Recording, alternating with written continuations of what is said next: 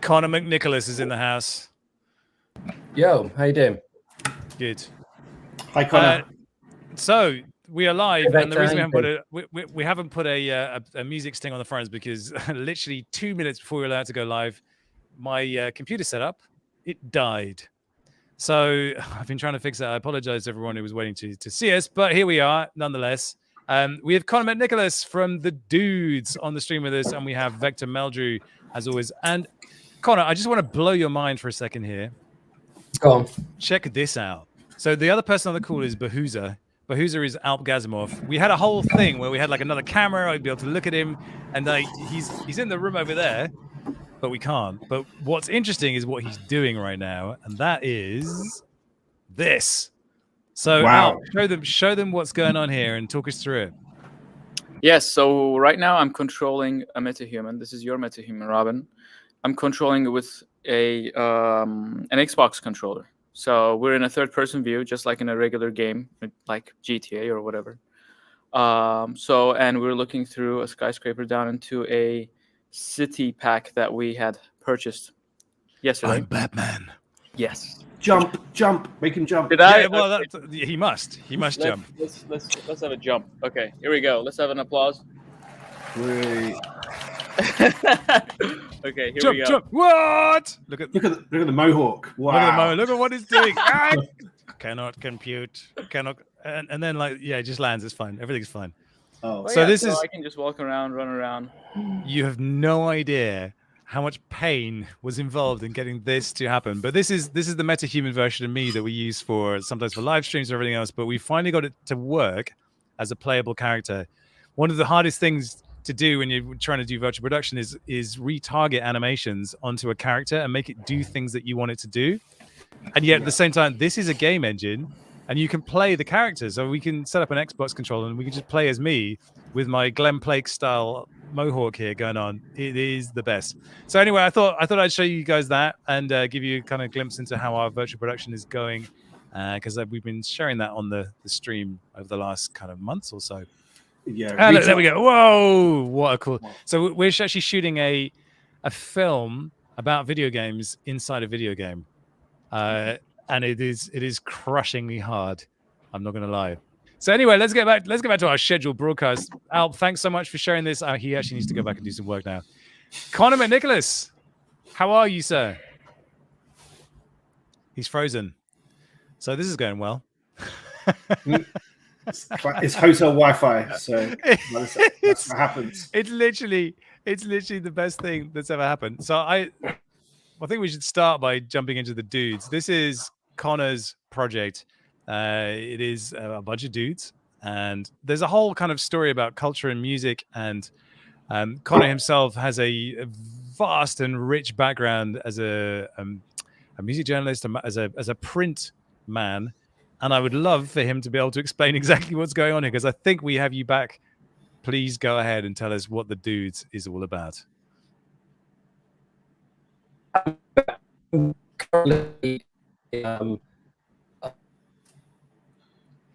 Sounded good. It sounded good. It's 2022, and we have a hotel Wi-Fi issue. You're gonna have to 5G it. You've got to tether your phone, Conor. Connection now. Can you hear me okay? Yeah, we can hear you now. Let's try audio. Okay, can you hear me okay? Yes. Yeah, sorry. I'm working off hotel Wi-Fi at the moment. It's half term. I'm not really liking the strain that this video call is putting on the whole system. Hopefully you can hear me okay though. Yes, we can hear you. Conor, tell us firstly, what is the Dudes? What is the idea behind this, and what makes it a little bit special? Yeah, and it's cutting in and out for me, which obviously is not the world's greatest thing. Shall I just kind of bang on about Dudes and let you know what's going on, and then hopefully the bandwidth will sort itself out? Yeah. Yes. Why don't you do that? the bits in between are good. It's just when we start talking about the project, it goes. But yeah, like when you and me are just like bantering about stuff. Well, should we just say what we think Doods is and just make something up? Just don't mention Russia, okay? Oh, he's gone. He's given up. He's got poor lad. Conor is the former editor of NME magazine and also Top Gear magazine. Wow. So he's someone that's been like properly in pop culture, like right in the middle of it. And he was at NME in like one of the richest times, the most exciting times for British music in the last 20 years. And unfortunately, he's not with us right now. Is that the days of 90s Britpop Spice Girls? It might well have been. You remember it well. You must have been a little scrote at the time. I was such a little scrote. I'm also a big fan of the book Kill Your Friends. I don't know if you've seen it. I've read it, sorry. It's like the Britpop UK American Psycho. Every time I hear someone worked in that era of music, I always think of this book called Kill Your Friends, which you might have read, Conor. Yeah, I have. The guy who wrote it is absolutely as psychotic as you think he might be. While it is a kind of a hyper real version of what went on, there's so much of it. As somebody who was in the industry at the time it was written, as you say, there's so much of it. You go, I know exactly who you're talking about. I know exactly who you're talking about. There's a whole load of all the early stuff when they're talking about bands is all about So Solid Crew. Really? Wow. Yeah. Interesting. I wondered who that was. There's an A&R guy early on who gets lambasted for producing a range of T-shirts for the band before they've actually released the first single because the hype is so great. And all of those stories based around that are all lifted directly from his experiences with So Solid Crew. I'm sure he won't mind me saying. That's so interesting. That really is interesting. Like So Solid Crew were a revelation, and they birthed just a whole bunch of different very short-lived careers like Romeo and although Lisa Maffia is still going, right? She is still going. Yeah, she's on the, I don't know if you've seen it, there's for Stand Up to Cancer, there's a Celebrity Hunted going on, the series at the moment, and Lisa's on there, so she kind of sneaks out to do a gig at one point while still being hunted. But yeah, I mean, the whole So Solid Crew thing was crazy, right? I mean, it just went from nothing to massive overnight. Got 21 seconds to go. I got 21 seconds to go. But it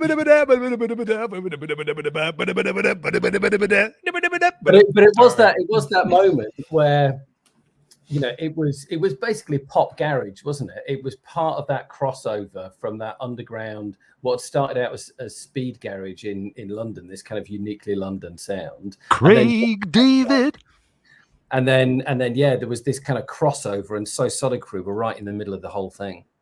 Well, I think there's also an interesting parallel because it was unfortunate for So Solid Crew because, you know, they pioneered basically the early grime scene, but they were just associated with so much bad media publicity in terms of like gun and knife crime.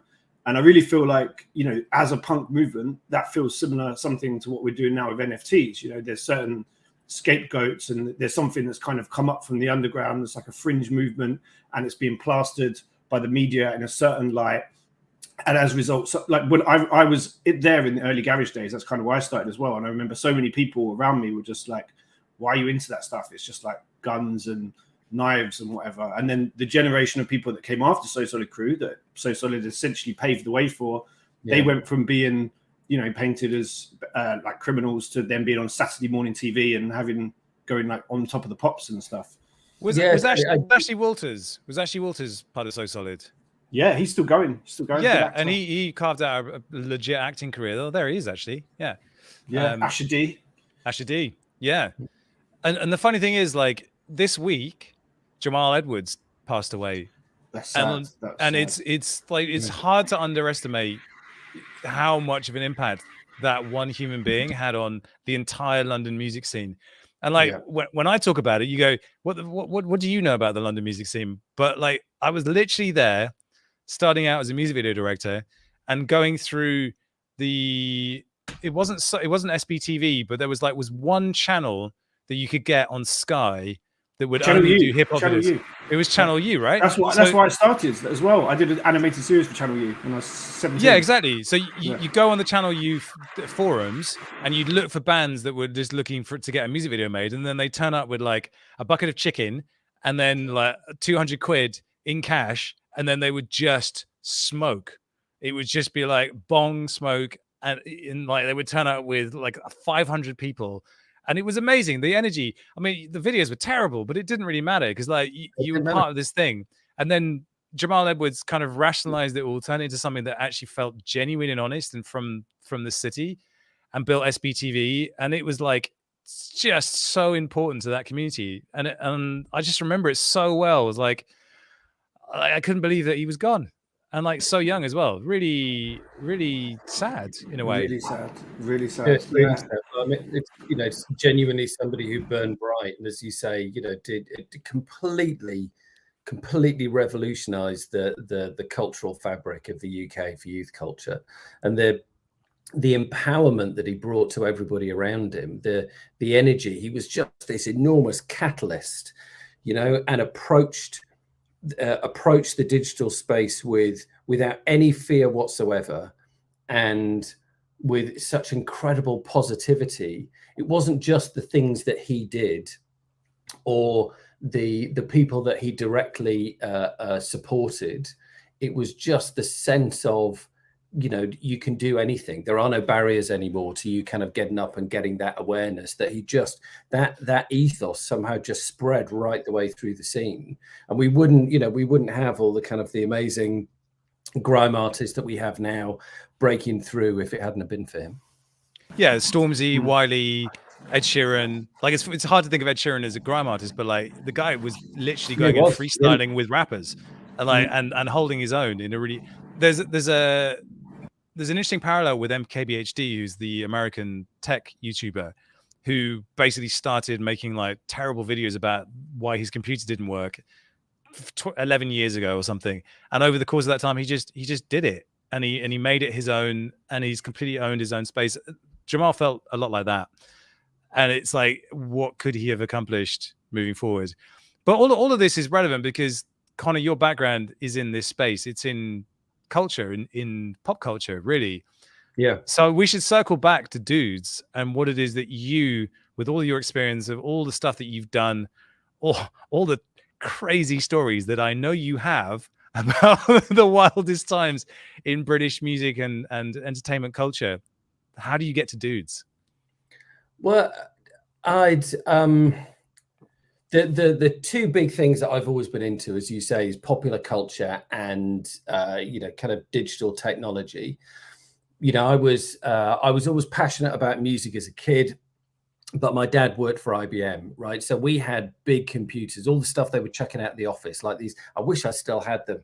These like gargantuan, you know, 3¼ inch floppy disk kind of green screen word processors and stuff, right? So that was there from when I was a real, you know, kind of little kid. And so, you know, my first jobs were on technology magazines, both independent and at Dennis Publishing, and, you know, working on PC Zone and stuff, and kind of growing up through that world, but aspiring to music. So, you know, when I started on NME, that kind of digital expansion was very much part of what we did. So I've just always been obsessed with, you know, understanding the dynamics of popular culture and feeding this incredible machine, and being part of those conversations, and more than anything, empowering talent when I see it, both kind of, you know, whether it's writers and photographers, or whether it's digital artists or cinematographers, or you know, bands that you really love and support. You know, I can create. I'm a naturally creative person, but I'm far more inspired by the work of others and giving a platform for it and empowering it.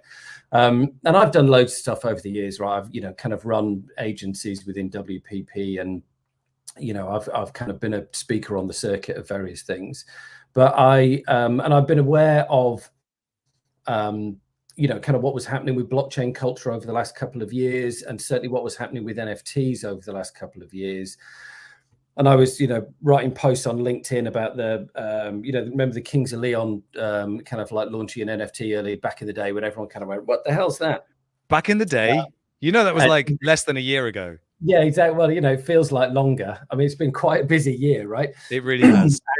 And and then I'd kind of maintained a profile in this stuff, and then back end of the summer, some guys that I kind of like was vaguely linked with got in touch with me and said, do you want to get involved in this project? And to begin with, it was a 10,000 PFP drop. And right from the get-go, I was like, look, that's stage one. That's already playing out. There's no point going in and replicating that. You're going to have to move forward. Utility was the big conversation. And we've kind of iterated and moved forward to the point now where, I can make some kind of announcements on here, which are going to be exclusives in terms of the Alpha's coming. Listen now, alpha button, press it. We've got, we've got an animated series that is in pre-production now for our characters. So, the mint is live, jump in. They're massively underpriced, given what we're about to do. But yeah, we've got some big things coming with this. But we want it. With the work that our artist Dickie had done, it's really drawing on a time in music where music was incredibly tribal. I mean, it kind of has a leaning to slacker culture, skate culture, but that time when who you were and who you hung out with was very much defined by what you wore, and whether that's you being a kind of like a grime kid or a disco kid, or somebody who's like a heavy metal kid, or you've got a big afro, whatever it is that you do. You're kind of projecting those elements and drawing on really a kind of a pre-digital time in music, and really kind of digging into those tropes and putting together this collection, which is 9,995 characters with lots of very weird exclusives in there for people to go ahead and dig into, that kind of celebrate that really lovely, rich, tribal sense of pop culture. And kind of bring it to the fore. So there's so much to pick up on here. Vector, have you got questions for Conor? I'm sure you must do. In terms of so the collection, essentially, I looked at it. I think we spoke about it, in fact, when it first launched. And so the basic synopsis, or the idea that I got from it, is it will be essentially form some kind of fund. The fund goes towards up and coming talent, musicians. We moved on from that. Okay. So we started with a kind of something that was more kind of supporting young music artists, and that was what we talked about, Vector. But it was a conversation with Betty at Deadfellas, and had a conversation with her about that. Really, there were kind of two ideas in there, and that the music thing was very interesting, and that was a conversation that we should have and expand. What we're doing now with Doods is we are moving because the world of the Doods, they all live in Dickie's Dive Bar. We've got the kind of skate shop next door, and we've got Warped Vinyl, and there's a taco truck outside, and all of those kind of stickers and the bits of that world, are on their kind of clothing and hats and stuff. We realized that actually this world was just itching to spring to life. So we have now done an animation deal with a studio in Soho in London. It's a studio called Blind Pig, so you can find them at blindpig.tv. And with them, we're going to start developing the animated series. Oh wow! Okay, so it's more kind of going down the franchise route and trying to launch some IP. Because I started, in fact, doing that a few years ago, coming from a background animation, and before NFTs kicked off, realizing that, wanted to tell stories, and went down that route of developing IP, doing production Bibles, and then going to conferences, and essentially you have to aim at the kids market, because the largest most of the things it's quite hard to do adult animation, even though everyone wants to do it, but it's good to aim for kids, at least at first. So I went to like the conferences, pitched to Netflix, that kind of thing. And I got really disillusioned with that world because I spent 2 years, spent a lot of money, spent a lot of time, spent a lot of effort, and it just moves so slowly. And it was actually at the same point I got rejections from Netflix and Apple and the main people who I'd quite impressed, generally it was a journey and got far in some way. But I got that far and I realized that even though that I'd got that far and got rejected, that wasn't even the beginning. The actual acts of then the financing side of it, and then you need to kind of get different investors, and you maybe need to match financing from different sources, and that can fall apart, and that can take decades even to put together. So when I saw NFTs, instantly the thing that clicked for me was that this is the way to build IP, because the old model of basically just going around to networks for years, spending your time, and you're basically begging for money in a highly competitive industry that's highly competitive and oversubscribed. Like I would go to these big kids screen conferences and there'd be thousands of people there. Everyone's pitching an idea. And I was just thinking, only like 1 or 2 of these things are probably going to get picked up, but everyone's got an amazing idea. And it just felt like the wrong way to do it in so many ways. And you're always at the mercy of broadcasters, and then you have to adapt your idea to what they want and the message they might be trying to push at that particular era. And it just felt a bit backwards. So I am excited by people that are leveraging NFTs to do this the other way around, because the other thing that networks want is they want audience, and ideally they want you to have money. And if you don't have money, they'll give you money, but you have to sacrifice a lot. So now it feels like it's the other way around, whereby you build up your audience, you build up your financing through these tokens and the way you distribute it, and you build up your community. And then basically you have a pot of money and you have people that like your IP, and you can go to develop a production. And it just feels like a better way round of doing it. So I'm quite excited to see how that plays out. I see other 10K or PFP type projects attempting that. I mean, who would you say has got the furthest with that so far?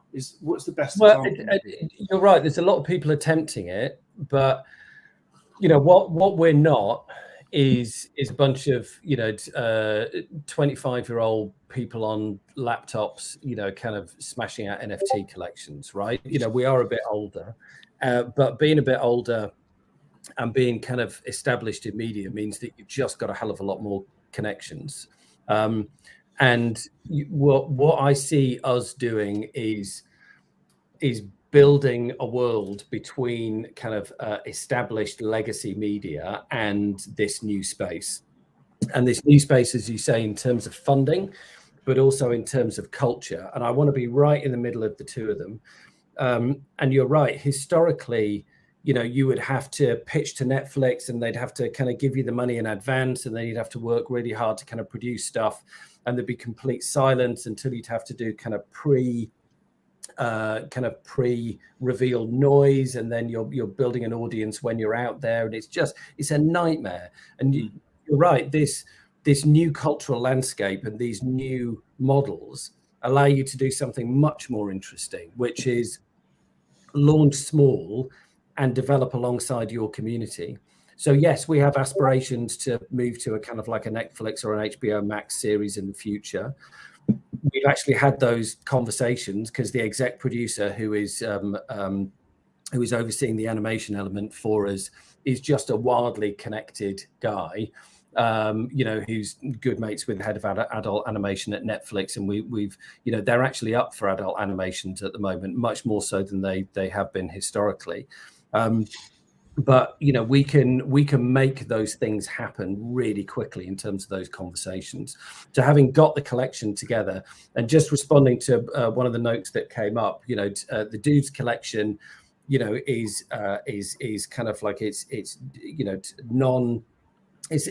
as inclusive and as diverse as you want to kind of project onto them. But, we're roughly as a collection about 25%, we always say about 25% male-ish, 25% female-ish, and 50% kind of whatever. So while it's called Doods, it's certainly not a male collection by any stretch.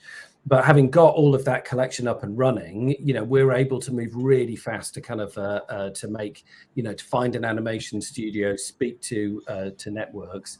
But rather than going kind of like 0 to full animation, you know, we're working with our partners to kind of get some initial stuff out, which we're going to be doing in the next couple of weeks. But the process of making it is as much a part of the conversation as the actual reveal of the stuff you're making, right? You kind of share that in the communities and you make them part of it.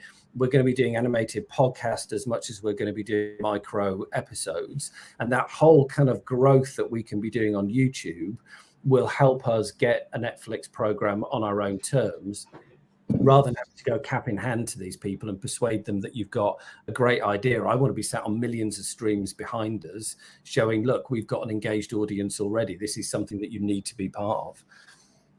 So there's a question here. Kibby says, why are you guys talking about this project? Well, I will explain why we're talking about this project. There is a lot of NFT PFP projects that talk a good game, and you see market movement, and it's wonderful. One of the things they say is, we'll make a game. We'll make an animated series. What they don't tell you is how they are intending to do that and why on earth they would even bother, given that they have no experience of doing that. It's really, really, really hard to make an animated version of anything. It's really, really, really, really hard to understand what culture is, what people actually like. The reason I got Conor on the show is because Conor has been a tastemaker, a genuine, honest to goodness tastemaker at a period of time in London, which was like at the time the epicenter of cultural, you know, the hotspot of culture anywhere in the world. Conor was there, and that's why you have to respect that. You have to respect the experience that somebody has in that space, in that world of understanding what people want and being connected to this vibrant life force that is going on in London. We were talking earlier about Jamal Edwards and the rise of grime in London. Unless you've lived there and you've been through that scene, it's impossible to understand just how sexy and exciting that was. If you can connect that and plug it into an NFT project that can genuinely get a project off the ground and get it seen, you have some value. It's not to say that we say that, you know, Conor can pull it off and his team can pull it off, but you've got to start from somewhere. And that somewhere is, can they execute? When people come to this channel and look at me and say, you know, can Robin execute a video week in, week out? I hope now you can see that I can. There is some genuine value to having experience when it comes to media and entertainment. But I'm going to leave it up to Conor to pick up, because like this shit matters, you know, there is value there. Yeah, it's hard, right? Exactly as you say, it's really, really fucking hard to get this stuff off the ground. But, you know, we're absolutely laser focused on building a project and a community where the assets are going to accrue for the people that have invested. And we want to move fast on being able to deliver that value back. So, you know, Doods is a proposition. You know, I love the artwork. The artwork is what brought me into the project to begin with. You know, I just scrolling through all of the different Doods and, you know, kind of seeing those little kind of cultural tropes come to life, and, you know, really understanding that people are going to want to engage with them, and you know, run them as profile pictures. But, you know, doing that is step one. Actually connecting that to the bigger project, as you say, is really difficult. But, you know, what you need to be able to cut through is you need names associated with it, and you need to be able to kind of take it up to another level. So I can announce here for the first time that Nick Frost is on board as one of our voiceover artists. So he's going to be a key character in the Doods collection. So we have a respected Hollywood comedy actor, one of the greatest that's around at the moment, is going to be part of this project. He's on board. We're also actively having conversations with an amazing female comedian, both writer and performer from the British Isles. I can't say who it is because we still need to tie some stuff down with her agent. But that conversation is ongoing, and also had a very long conversation with the manager for an absolute music legend from the 60s who's still active today, who's we're very, very close to being able to announce that on board as well. So we're going from zero to punching really high really quickly, but having Nick Frost signed up on board makes a massive difference for us, and hopefully everybody will understand how important that is. It's tough though. It's tough because there's this culture of NFTs and this culture of NFT people, and they inherently reject old culture or trad culture because it feels like it's not genuine. And so when you see the likes of Ashton Kutcher come in with Stoner Cats, you go, well, that's interesting, but it actually just feels like the same old kind of hustle, Hollywood hustle, but now with an NFT attached. You're going to meet that opposition. And we talked about this a week or so back, but I'm curious if you feel that that's a challenge, or whether, which is my instinct, there's a bunch of money sitting there that really wants to invest into this space, and you might actually be the bridge for them to come in and be part of their journey into this. And if we want this to be open to everyone, then it should be open to everyone. Yeah, there should be a kickback, right? Everything should be tested and everything should be interrogated. Nothing has the right to just jump in and be part of this space without earning its chops, right? But we've put in the same effort into building our a brilliant collection of NFT art as everybody else is. But these collections, I mean, we all know there is massive oversupply at the moment, right? We have a few breakthrough collections that end up accruing, and then we've got a ton of stuff that's sat there not doing anything, right? And you're at some point you've got to kind of bring this thing to life. You've got to give it a narrative. Just being there and being flat artwork is never going to be enough for anybody, right? So the question is, what's it going to do? Now we've got aspirations to move into the virtual space and buy some land and kind of build Dickie's bar in Decentraland and all of that sort of stuff. Yes, we want to move into that, but those are unproven revenue streams, right? What's an absolute proven revenue stream is us starting to build some animation and getting it up on YouTube and the world liking it. And I like I say, the passion and the vision for us is to be that bridge between old school and new school. So building an animation based out of our NFT collection, but having characters from other collections that will appear in those episodes that we put together as well. There's no reason why we shouldn't have Cool Cats running on the floor, why we shouldn't have Betty and Syke in the corner sharing a zombie cocktail or whatever they're going to do within this bar, so that we can be a space where we can celebrate NFT culture but make it accessible to other people as well. Part of me celebrates that kind of like supremely punk aspect of what's going on with NFTs, and it's brilliant, but it's never gonna grow and expand if it doesn't connect with the mainstream.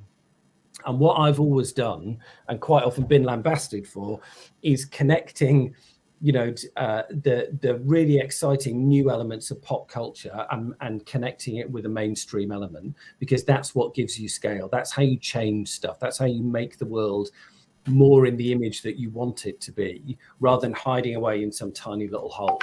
So I'm unabashed about wanting to connect what's happening in this space with a wider audience. The vision is in the future that there'll be people who engage with the animations we produce who might never know that it's based on an NFT collection. And why not, right? They'll buy the figurines, they'll think the merch is great, and they'll watch the animation, and that's fine. There are other people who are going to be buying the kind of like the Doods studio passes, which will be available to people who own Doods as an additional level, who can actually get involved in the production and be part of the behind the scenes and have a kind of like a voice on stories. The ordinary dude holders, there is a chance that their dudes are going to appear in the animated programs. Everybody will be part of the whole thing, and those people will be super active. But I don't want to exclude anybody. I want to weigh in both sides into something that will bridge both sides of the culture. Yeah, it's. I feel like you've got cred here because because of the work that you've done previously, and I wonder how much of that you bring with you to this project, because you had to know what was going on, and you had to know what your readership would have wanted. And I feel like in many ways that this is an audience building exercise, creating a PFP project, and so you know how to do that. But how are you, do you know where your audience is? Do you know what they want in this world? I don't know. I think this world is so new. We could go around kind of chasing individual audiences, but it's like, you know, the systems and the structures and the dynamics of what's happening culturally are not defined enough for you to be able to go in and kind of like, you know, start to identify stuff. And equally, I think there is a cynicism to producing a collection based on an identified audience because you think that that's going to convert. I can see that sort of stuff all over the place, and it just smells from day one. No disrespect to those people that are doing it, but people jumping on other people's cultural bandwagons, you know, and producing collections that are slightly different than something else that's really wildly successful. It's part of the space. It's, you know, part of what happens in culture. It's not something that I want to do. I'm much more interested in producing something that we're really passionate about and that we really want to do, that celebrates the kind of music and attitude and community that we want to be part of, and then allow people to kind of come to us. And some people are going to buy Doods because they're going to go, actually, this is a great investment. I can see that you've got major level talent on board. You guys know how to execute. You're going to be putting videos out in the next couple of weeks. Clearly, these as an asset, it's going to accrue. I'm going to invest for the long term. And that's great. And then other people, I think, are going to come in just because, you know, there isn't a music community within Discord based around an NFT collection where people are jumping in and swapping their favorite videos and kind of sharing stories of gigs that they've been to or gigs that they want to go to or what their perfect band would be, or, you know, the kind of like, you know, top 10 hip hop tracks of all time. You know, that space doesn't exist within Discord and the NFT community. And you know what? Is there a demand for it? I don't know, right? Time will tell. But I know that's definitely what I'm into. And it's definitely what the rest of the Doods crew are into. And we want to provide that space and get people in there. And hopefully, you know, rather than trying to do some super hype project and then with, you know, a mint date where there's like a massive drop, you know, we're building this organically so that, you know, the people that come to us really want to be part of this. Yeah, it's a challenge, right? It's a big challenge because people will shit on you if you try and do something wholesome and build it small and build up, because they go, well, there's no hype here. But if you care about something, then why shouldn't you? Honestly. Yeah, you know, there's a cost to hype, right? You know, we speak to other collections all the time. There's another one that we talk to that managed to get a bit of luck with some press. They'd been shilling the thing for several months and kind of like bouncing around 200-300 sales, and they sold the whole thing out in the space of 24 hours. And we were like, wow, that's brilliant. You know, how did you do it and how can we replicate it? And they went, just be careful what you wish for, because we're now sat with a Discord community that's just full of people talking about the floor price and nobody's talking about the actual project. Nobody's culturally or emotionally invested in what was actually going on. They've just all jumped in because they're looking to make a quick buck by flipping stuff.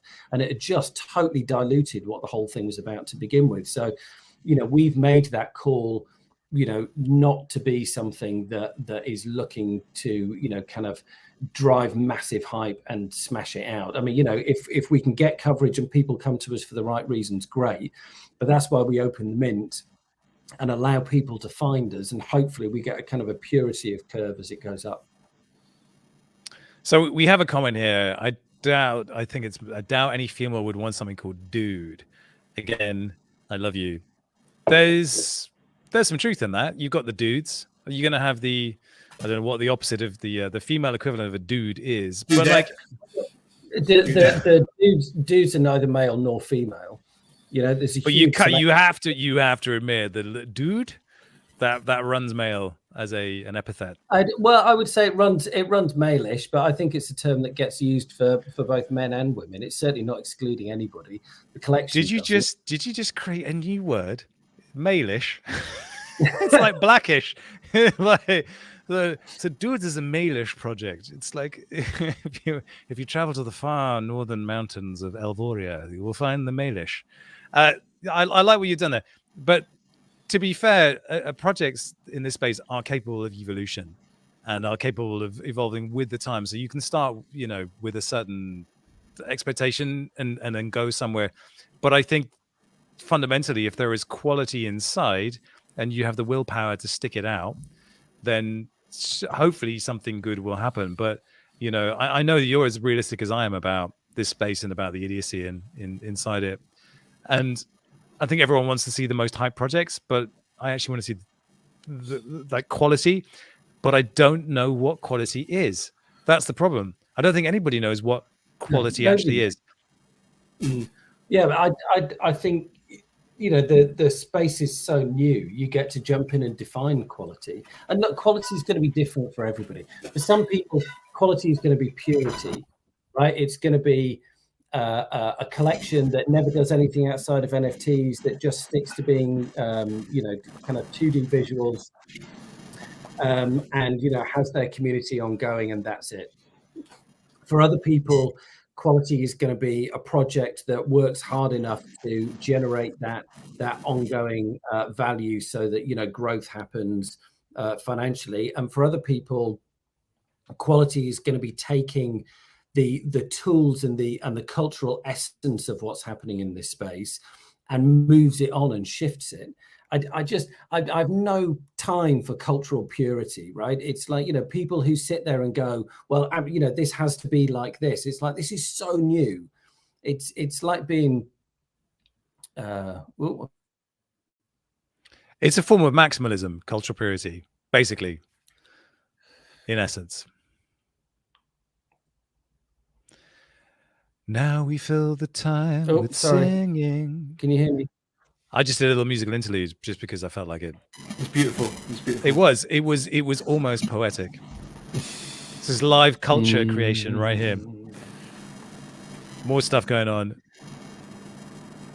We've lost Conor again. Damn hotel Wi-Fi. Vector, what's your take on this? Like you and I are kind of old school urban legends from drum and bass and yeah, we we started the drum and bass scene, didn't we, back in London? The arm end break, man. I completely created that whole thing. You'll find it on YouTube, like some 60s band. No, it was me. Yeah, I remember when you did that, actually. Yeah, man. Thank you for doing that. Conor, are you back? Yeah, I'm back. Sorry, I've just got to reset the Wi-Fi every so often. Sorry about that. Yes. Going well. So we were talking about quality, and I think for me there's a few hallmarks of quality. One is the ability to evolve successfully, repeatedly, and I think the Bored Ape Yacht Club has proven that it is possible to do that. Then of course everybody forks it, and then I think there's also this certainty about what you're doing, and you just keep doing that, and you're not overly swayed by the crowd. I think that kind of conviction in what you're doing is a hallmark of quality. Now, maybe just stubbornness and blockheadedness, but I think being able to kind of ride above that and know where you're going and why you're doing it, which is kind of what I'm hearing from you as well when you talk about this, that you're doing something for you because you believe in it, because you love it, and if you love it, you'll be able to transmit that passion to other people.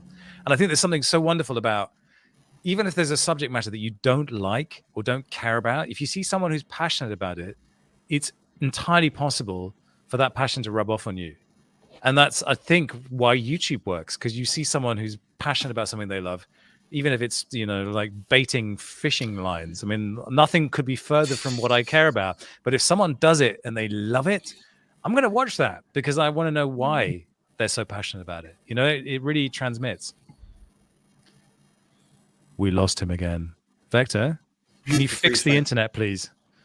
I don't have that many powers yet. I'm working. But look at you. You're in the internet right now. Look at you. I am the internet. You're coming to us from the future where the internet actually works. Yeah, I've got pretty good. I'm not Are we I've getting got a good connection? Are we getting cyber attacked right now? Is that what's going on? Yeah, Connor's back. there's some anti-dude people attacking you. Oh god. Yeah, he's back. He's back. So what else should we know? I mean, I think there's a key piece to this, which is talent. And we never really talk about talent enough. It tends to sort of become a thing, but the artist is talented or whatever. But I think in your case, you really value talent, and it's been a key driver of what keeps you interested.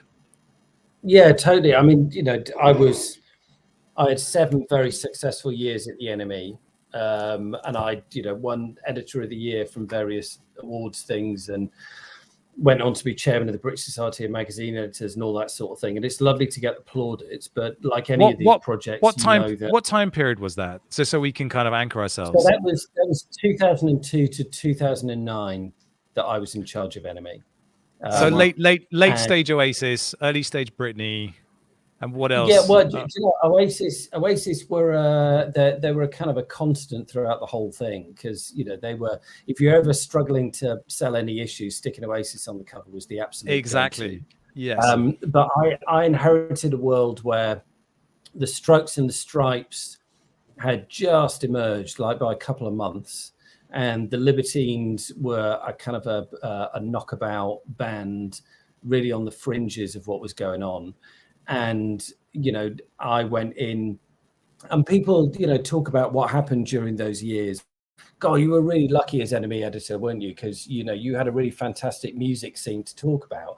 And it's like, fuck's sake, we built that from the ground up. All of that stuff doesn't happen by accident.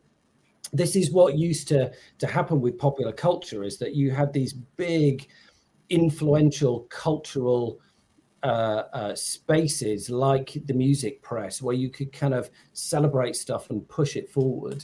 And while the music is incredibly important, I always said, look, we're a words and pictures medium, right? So we own the visuals and we own the story. Those are the bits where we can really make an impact. And for me, having bands that because I think very visually, having bands that looked amazing, that had an amazing presence, that told amazing stories, that gave great interviews, all of that stuff was as important as the music that they were making. And pulling all of that stuff together, that's really what created the scene. Yeah, it was North London was so hot. My first flat I lived in London was in Camden Town. I literally, it was like having my entire brain slammed with a gold brick wrapped in lemon juice. It was insane. And of course you had Amy Winehouse, you had Block Party. I mean, it was just never ending. Just this roller coaster of insanely influential bands. Razorlight. I mean, Johnny Borrell, all of that stuff. Like this was where we as like, wanting to be music video directors, that's where we wanted to be. And then it kind of graduated north again, but like it was such a hot time in London. And I think one of the conversations we had about was, is there a way to make a geographically site specific kind of NFT movement like this, or is such a thing even possible? Because I always go back to London's so rich culturally. Could you make something that's like the version of an underground pirate radio station that's NFT music based, that just celebrates the best of stuff and doesn't give a fuck and is 100% a yes culture? And Vector, you were talking about the no culture that you encounter when you're trying to get stuff commissioned. It's soul destroying, because any joy that you had at the beginning of a project, by the time you actually get it commissioned, is completely gone. You want to move fast. You want to get stuff out to the public when they're excited about it and when you want to show it. So this is why this space is exciting for me as a creator, is like rapid iteration and do your development in public. That's why at the beginning of the show we showed just where we're at, because we want people to see it and go, oh yeah, you're making progress. It's like, yeah, it's slow progress, but you can see it. So there's no question there. I'm just talking. So somebody pick the thread and go. For our animation house, this is total headfuck, because they're used to having complete silence and delivering something perfect. And we're like, no. Screenshots of renders in progress is as much, content for the conversation with our community as finished assets. And in fact, the more that you're sharing your struggle with challenges and and you know, the kind of where you are on the journey, it's a totally different way of thinking about stuff. But I like that. I like the fact that we can kind of, you know, take on something massively ambitious, albeit being very connected to make stuff happen, and kind of share that journey as we go along. But it does, you can feel, you know, the NFT culture and the NFT space and the technology starting to have that impact in a load of ways that that aren't predictable, but it will change the way that projects develop. That whole kind of like nothing, everything arrives feels like quite an analog way to do things, really. Whereas now, you know, just breaking, it's almost like, you know, removing the walls on the building so that everybody can have a poke around and see what everybody is up to, you know, as you progress. It's that DAO mentality, but applied to the production process as much as it is the funding. Well, there's a few different strands to that. One of them is that traditionally making stuff, particularly visual, video, etc., has been very, very expensive, and so you had to justify that expense. Therefore, showing stuff that wasn't complete was going to start an awkward conversation. But there's also a degree to which we've reached peak Instagram culture, in the sense that you press a filter button and then suddenly you look amazing and your skin's amazing, but everybody has access to the same tools, so everybody looks amazing. Therefore, there's no story, there's no history. If you've ever used autotune, you know that anybody can sound pretty damn good, and it's not that difficult. So this sense of just peeling all of that back and being real is actually very, very appealing. And showing people, yeah, no, we're on this journey, and like, it is a bit of a struggle. Okay, fine. We had a project on last week, and it was very apparent during the show, that they were not happy, and there was all sorts of stuff going on. I would ask a question, and the person on the other side wouldn't respond, and it's because they were in touch with their PR company, and their PR company was mailing my producer, and there was this whole back and forth going on. You've strayed from the topics we've agreed. And I wanted to say, fuck off. You don't decide that. And why are you trying to ring fence material? Because people will find this shit anyway. You can't hide anything anymore. And the moment you try, you are basically defrauding people mentally, psychically, and everything else. So just stop fucking doing it. Stop trying to control the narrative. The narrative is gone. But that doesn't mean you can't be a great storyteller, and it doesn't mean you can't be a great chaos magician, because that's effectively what this is. You've just got to embrace the chaos, because that's life. That's actually what life is really like. Like brand Nazis, brand guidelines, all of these things, they're so anathema to how I work now. I never want to go back. Ever. Imperfection is human. Imperfection is to be embraced and celebrated and allowed to be a marker of success and not failure. That's the really difficult bit to wrap your head around. But I think we're with this NFT movement, somewhere in the middle of it, is starting to understand that that's okay. Rant over. And the speed of the culture is such now that it is a constant flow, isn't it? There is no point putting markers in the sand as to brand guidelines and stuff like that, because it's going to be different in 2 days and 2 weeks and 2 months time anyway.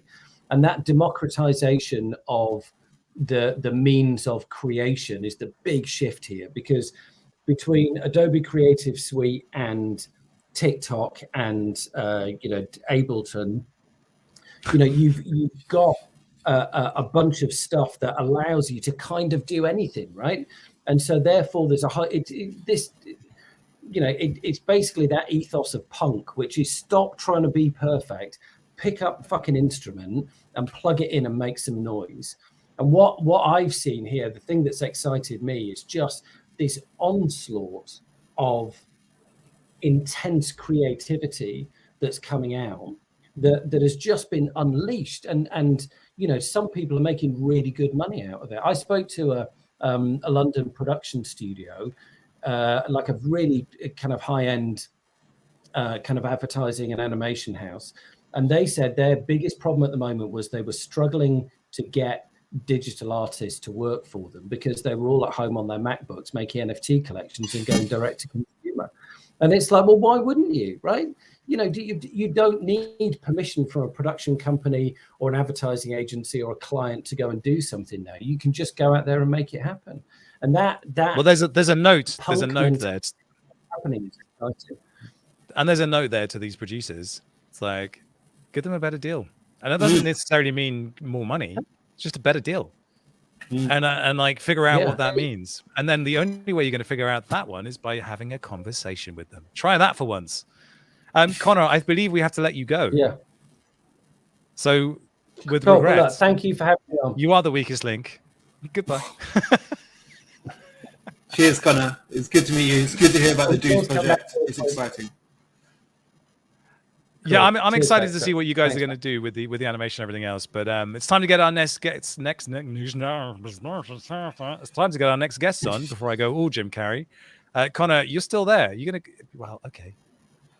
It's time to say goodbye. It's time to say hello to Colby and Olivier from Get Protocol. Welcome, guys. How are you doing this fine day? Hello, guys. Can you hear me okay? All good? We can hear you. We can hear you. Okay, wicked.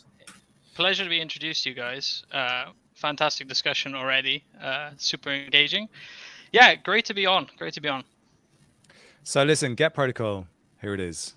It's, I think we should let you guys explain what it is. And then we can kind of get into the details of it all. Yeah, sure thing. Yeah. So let's see. So we started back in 2016, which feels like an absolute lifetime ago. But essentially, we have all been big in the events industry, in the music industry. Our four founders, they kind of thought there's some inherent problems with the ticketing industry. There's inherent problems with the event connection in general. Let's see how we can use blockchain to solve some of these problems. Of course, back in 2016, if you even just mention blockchain to a lot of people, they'd go, first of all, what the hell is this? Second of all, why would I want to use it? So what we aimed to do is we basically created our own ticketing company called Guts Tickets, operating in the Netherlands. And we created a blockchain layer, which we call Get Protocol. And then we created a bunch of infrastructure, ticketing infrastructure, and we brought that to the events industry. Essentially like a complete ticketing infrastructure, right? And the aim of the game was we'll use the blockchain to provide more transparency for every ticket issued. We'll provide artists and event organizers more control over their ticketing process through a hybrid infrastructure. And since then, it's kind of evolved into, we have two products, basically a white label, which is, again, the complete infrastructure that we built with Gut, and then a digital twin, which is just the blockchain and NFT layer that any ticketing company can basically tap into. And every ticket now is minted NFT as soon as it's sold. That's done over Polygon. And we've processed over 1 million tickets so far to date on chain, 500,000 NFT tickets last year alone. It's pretty well. Yeah, you say 2016, and I cast my mind back. There was a few ticketing projects I seem to remember by then. I'm gonna probably embarrass myself now, but the name Aventus comes up for some reason. Am I right? Yeah, you're totally right. Yeah, there were a couple. I think the two other main ones we had around that time that we were kind of benchmarking because we had ICOs at roughly the same period. Were indeed Aventus and another Dutch one, which was called Blocktix. And I think Aventus kind of pivoted out of ticketing, and I think Blocktix crashed and burned somehow, or went through their funds, or whatever happens. I think our approach was very sort of. We really wanted to be in the field, get our product in the field as quick as possible, and get people using our ticketing infrastructure, and not just using the buzzwords, but also actually making sure we add value to the people buying the tickets and to the artists who were trusting us to do their ticketing.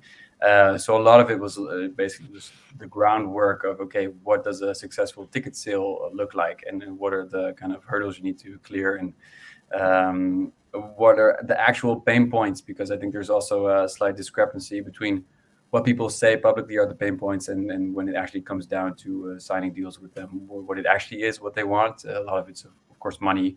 But what does that look like, and how can you improve that in a kind of clear and an ethical way? I think we really heralded the term honest ticketing initially, really focused on scalping and then creating a ticketing process that eliminates scalping.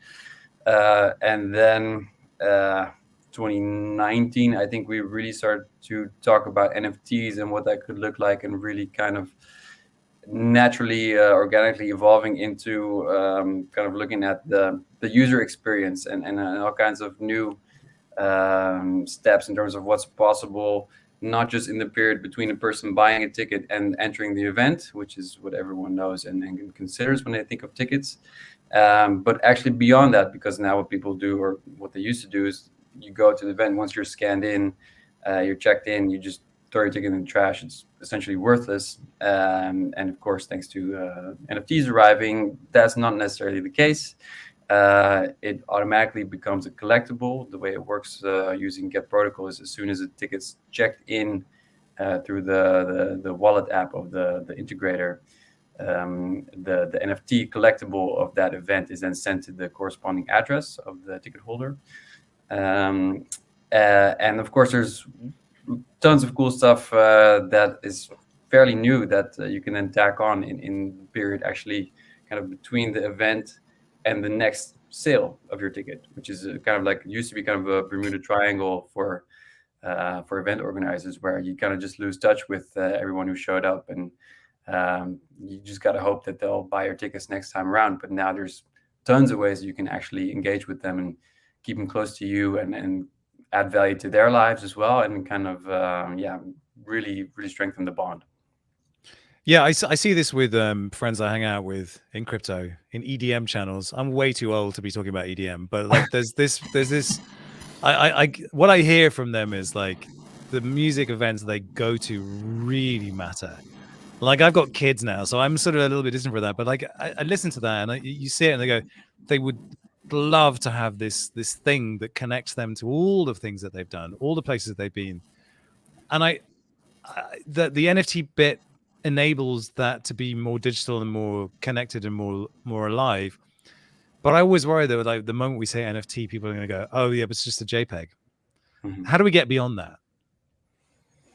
I think by making it tangible. I know Colby's kind of the Web3 expert of us, so he'll have much more smart stuff to say about it than I can venture. But I think for us, we're kind of right on the cusp of both the live events industry and the actual NFT/blockchain industry.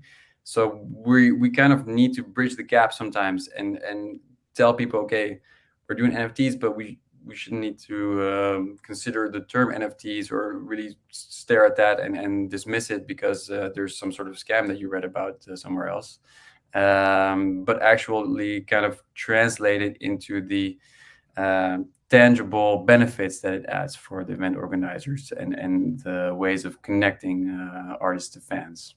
I think, right, Colby? Yeah, I think so. The beautiful thing about it really is the fact you're guaranteeing distribution of the NFTs to people you know are fans, right? Like, the way NFT distribution works right now is there's quite an external gap between the people you really care about as an artist and a creator and the people that desperately want to be able to help engage and contribute in your community. And that event process is actually quite a nice way of guaranteeing that distribution is done fairly. And I completely agree. Like, you know, people just see the face of it, but actually, obviously, it's that educational process. So we'll know there is a smart contract behind it because it is issued and controlled by you. You can then plug it into all of these different platforms that you want to. And I think we're going to see, I mean, we've kind of always said like 2022 is the year where artists and event organizers have that light bulb moment, right? Of, hang on a second, these NFTs, when they're tied to my tickets, can really help bring the gap from my Web 2 audience to creating a Web 3 community. And it's about a bit of education. I think luckily we have good platforms already in place, right? Like Discord, for example, there's already a very like, well, I mean, it's the home of Web3, right? Really, at the moment, let's be honest, in terms of communities. But platforms like Snapshot, which allow you to have votes, platforms like Discord again, where you can hold your community, having token gated access to whether it be like merch drops or one-on-one, VIP access. There's a lot of ways you can bake it in. And going back to your point, Robin, with there are multiple parties in the event chain that could really benefit from these NFT tickets. Like, to give you one example, I went to an event last August. It was basically a year and a half since I'd been to an event before, right? And it was one of my favorite artists, My New Lang. It was in Bristol in a venue called Thekla, which is this beautiful boat on the canal. Bristol. You have Bristol, exactly. There we go. Grizzly. And, you haven't been Brizzy, exactly. You haven't been out for a year and a half. You're super excited. The artist hasn't been able to really connect with their audience. You go there, you have a great time, and then you leave. And it's like the connection's not really there anymore. You can follow their stuff on Instagram if you manage to catch it on the scroll. You can, tag in now and again with like events that pop up on Eventbrite. But where's the actual connection there? And where's the connection with the venue, right? So like, I mean, Thekla is a super pristine venue, but venues are struggling right now. So all of these NFT tickets issued, they can have different purposes for different parties. The artist wants to grow their audience from event to event to event. And all these NFT tickets act as like a communal sort of lasting tool. The venue then knows, all of these NFT tickets are being distributed for all of these events. I can perhaps bring people in and give them more participation in my venue. And the event organizer then, of course, is lining up all these different artists, and they can sort of provide that education of how can this artist use these NFT tickets to create more of an engaged and rewarding fan base.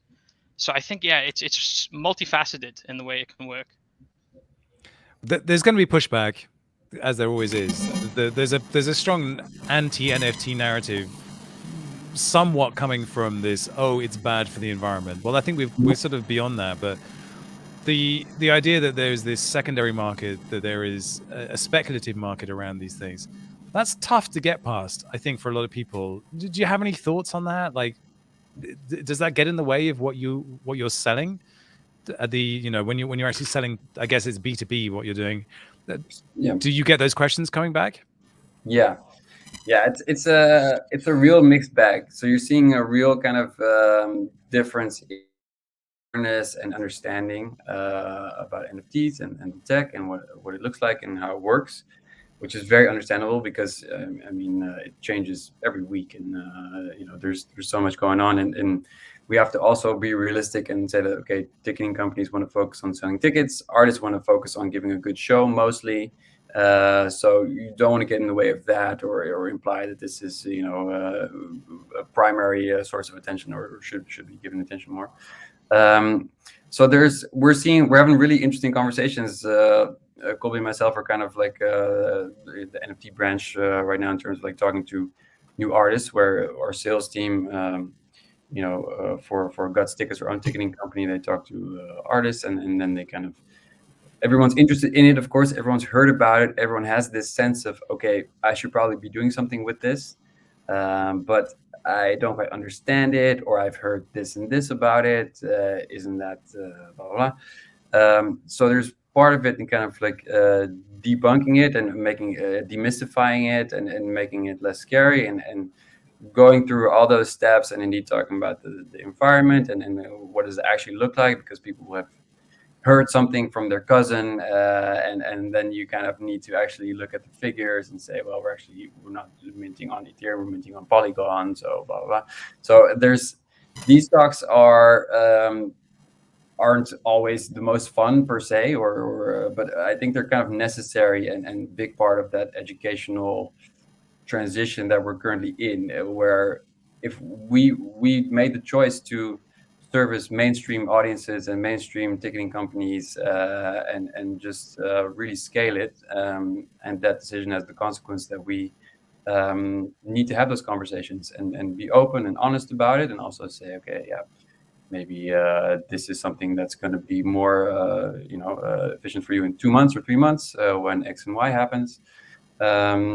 So I think it's just a really interesting time to be in it, because there is that huge attention, and we're in this crazy position as a company where we don't need to do outreach. Essentially, we're being flooded with interest, and People are seeing it more and more. People are really starting to understand it. That was really different in 2016 when we started with blockchain ticketing, when there was no benchmark. There was just this hype around this word that no one actually understood. And then us saying, yeah, more transparency, it's really good, trust us. And that was really an uphill battle. And we got some big wins, and we managed to kind of, build up and especially build up our tech and grow the team and do the kind of the bottom ground stuff, which is invaluable now. But right now the tables have kind of turned, and everyone's like, okay, NFTs, it's this organic thought process. I think for most people, they run into NFTs, and then they check out the PFPs, they get into that side of it, then they start to wonder organically, okay, how does this transfer into other areas of my life or of society? And one of the first things they inevitably come to is ticketing. And then we're there, partly by luck, of course, as with anything. But then those conversations are much easier than when you have to explain what the core beliefs are and the principles behind it.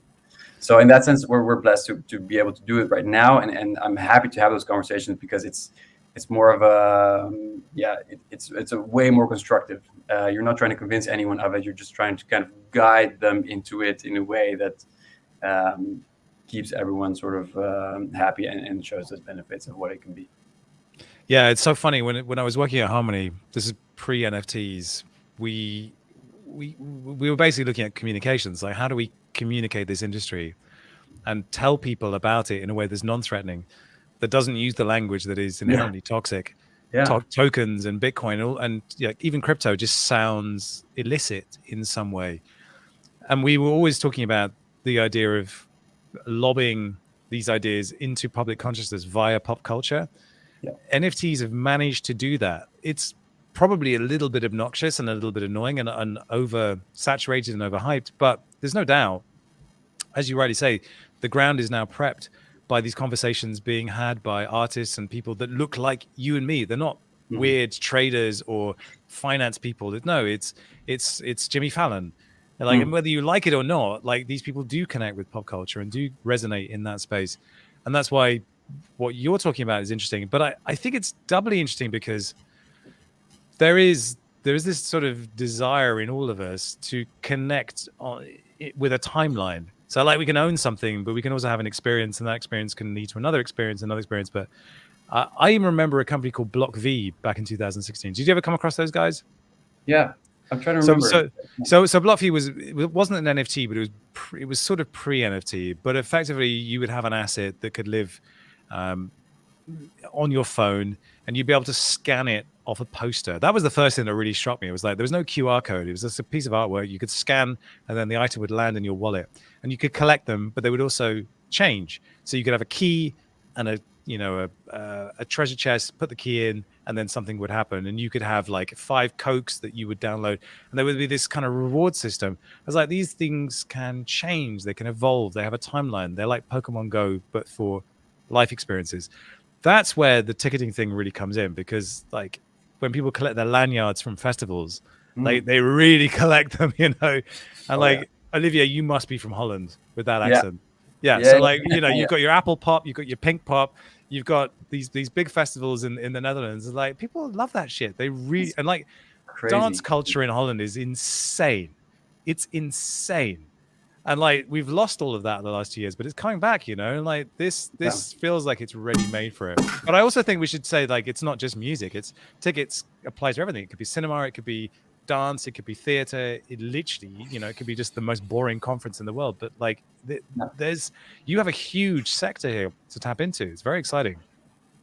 It's very exciting, and it's a bit of a challenge at the same time, because you have this urge to let's go into every industry in the world at the same time and discover. But of course, there's nuances and there's different business models everywhere. So we've learned that we want to more facilitate the ticketing companies and the organizations that want to dive into whatever the sports market in Germany or the festivals in the US. And so great, go do it. Here's the tech. Here's all this stuff. If you need something, you need a tweak, let us know, and we'll talk about it. So it's I think you're right. We're primed for it now, especially coming back out of COVID. It was kind of a blessing in disguise for us because, in terms of the business, of course, it gave us a little bit of time to tweak stuff and really be able to scale with our business model of wanting integrators that use the tech. You kind of want it to be bulletproof, of course, and be able to do it in Tokyo and Cape Town at the same time. And yeah, the Dutch events. I mean, you're right. I mean, there's a kind of Dutch archetype person who. There's a festival called Lowlands. I don't know if you've heard of it. It's a big one. It's like the Dutch festival, like the Dutch Coachella kind of. And they give you these wristbands, but it's like sort of. I don't know what the material is, but and it's kind of like this token of course, of attendance, but also kind of like people really lived for it. So there was people who have these things on their arms for 8 years. They don't smell great, obviously, but that translates so well into an NFT, and there's so much that can be so much more versatile and rewarding instead of just having this sort of like all these different colors. Hospital tags essentially on your arm. So yeah, it makes so much sense to me, but I'm always scared of like confirmation bias from myself and from the organization. But I was like, there's a lot of cool stuff here. Yeah, and I'm always enchanted. Sorry, no, go ahead, Colby. Sorry. Okay, I'm always enchanted by the idea of like an independent artist starting, and if they start with NFT tickets right from the beginning, right? So take Ed Sheeran's a good example, right? Imagine the 10 people who turned up at that bar, that he was playing his first venue in, having the NFT tickets distributed, and then all those years later, all those events, sort of becoming this artistic, creative, community tool. And you can point back, okay, yeah, here are all the people who had this, these NFT tickets to this first event. And here's how they kind of grew with the artist. They had like a say. The NFT tickets maybe we used like again for like voting or as a community access tool. You get this just tremendous it's immutability, right? It's that tremendous immutable link of being able to look way back in the past and being able to just build up your audience and have more creative control over it, right? That's actually the artist has the say with it. Yeah, and I guess there's always this fear that system will be gamed, that people will look to acquire things and create value where there isn't value. But I think one of the things that I always liked about NFTs was there was a possibility that you would rebalance the relationship between creator and consumer, that they would be kind of working together to create the value, and that might end up in some really interesting dynamics. But we're still in beta phase of all of this stuff, so who knows what's going to happen. But I guess I'm curious to hear from you, like what industries, what sectors are the most interested in what you're talking about? Because it feels like sports. I mean, I didn't even think about sports, but of course sports must be a huge thing for you. Yeah, for sure. Yeah, sports. It's interesting because sports, the people we talk to in sports they understand it. You need to sell it on to them in any way because I don't know. I think so I'm a football fan. I think there's of course like the history of like the trading cards in America. I know they have the baseball trading cards from way back. So it's not a huge jump in terms of like collectibles and seeing the value there. I think there's a lot of different ways, and part of it is kind of up for design, basically. So we're really trying to kind of connect with those artists and integrators who kind of want to push it really above what's already available, because using the tooling, the Web3 stuff that's out there, like Colby was describing, that's all pretty new. There's no real use cases to point back to in terms of like this is what we're doing, especially in that period where it's usually like the kind of like the off season for an artist, like between tours or something, where they're actually just maybe in the studio making a new record or something like that. It's a whole new paradigm. You're really constantly in this kind of like direct contact reward potential situation. So to answer your question, sports has great potential. Esports the same, even more probably because it's digitally native. Then just the fandom of live events is something that is just going to be infinitely interesting for us. That's also been educational for us because we have a integrator in South Korea. There's a white labeler of us. We did a couple of small events, but it's also kind of connected to K-pop. And we learn from them, like, because we're Europeans and especially Dutch, so like kind of like this thing, like, yeah, Dutch culture, you don't want to be too excited about stuff. You kind of want to just, let's be normal. Like we're all we don't need to go crazy here. Like a chill. Yeah, be chill. Like, it's all right. But like they told us, like for K-pop shows, like he was saying like K-pop albums, they released the same album with like 8 different pamphlets in the CD cover with like different artwork, and then it's kind of like a way to get people to buy 8 different albums of the same one. So it's like, oh yeah, that's different. It's all super digitally native already. Like they're totally used to like if you piss off your girlfriend for some you just send them like a digital bouquet, like a picture of flowers that you pay like a certain amount of. You make an NFT of the apology text. Yeah. Hey, darling, I made an NFT.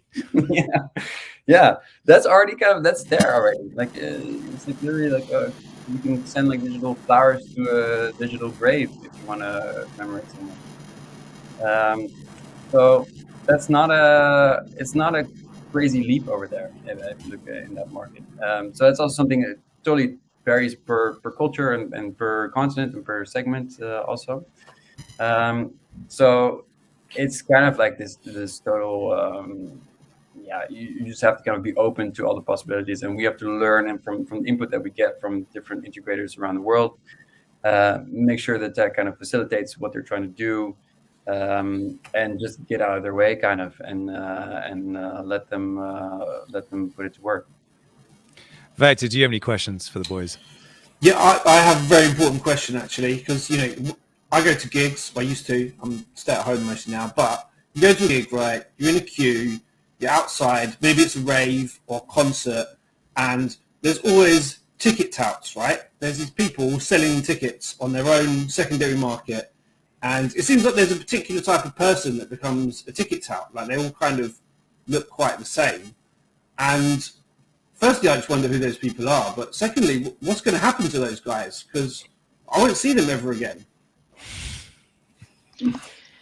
Yeah, so our infrastructure actually just eradicates ticket scalping. So I mean, in terms of the infrastructure that's actually used for selling the tickets, it's complete. So basically, you have just a normal web shop you can buy your ticket from. It then is on a mobile application that's tied to the mobile number and then the actual like SIM. There's a rotating QR code that just rotates every like 10 seconds, and it basically at the point of scan needs to check in with the back end. And because of that, it basically eradicates it. So you can actually resell the ticket in the app. So there is a built-in secondary market, but you can't take it out of the app. And because of that, then you don't have external parties like selling the tickets. And honestly, one of the biggest things with that is who the ticket holder is as the artist and event organizer.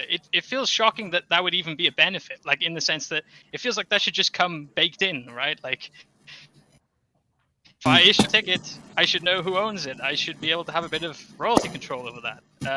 But unfortunately, we don't live in that world. With this system, we have that control. And a good example of that was actually in COVID. There's a show in the Netherlands that was being ticketed by us. They needed to change venue because of some COVID restrictions that came in place. Because of the fact they knew all the ticket holders, and because it was a smart ticket, they could just tap a button, change the venue. They didn't need to, contact external marketplaces. Every ticket updated, and just like that, yeah, you can change data. Yeah, it definitely seems like a superior system, but I do feel bad for those guys. I wonder what they're going to move on to as their next kind of line of business. I wouldn't feel too bad for them. I mean, I think if you decided you wake up in the morning, I'm going to be a ticket tout, I think you've kind of made peace with certain aspects of your life that aren't working as well for you as you might have expected them to. Listen, guys, I have to go home and be a good husband tonight. So you guys are bang out of luck. But listen, thanks so much for joining us, Colby and Olivier. It's been a pleasure hearing about the project, and also just so nice to see a survivor from 2016 still here, still plugging away and actually making it work, because so many didn't. And it's proof that there was a good idea and it actually has legs. So well done on that. Vector, thank you so much for joining me, and thanks to Alp and to Gary who are behind the scenes and setting up our Unreal Engine demo at the start. If you didn't see that, go back to the beginning and watch it when the replay goes ahead. For now, subscribe, like, all that stuff. I hate this YouTube bollocks, but I will see you on the next one. Peace out. Thanks. Thank you. I'm supposed to play a video now. Here we go.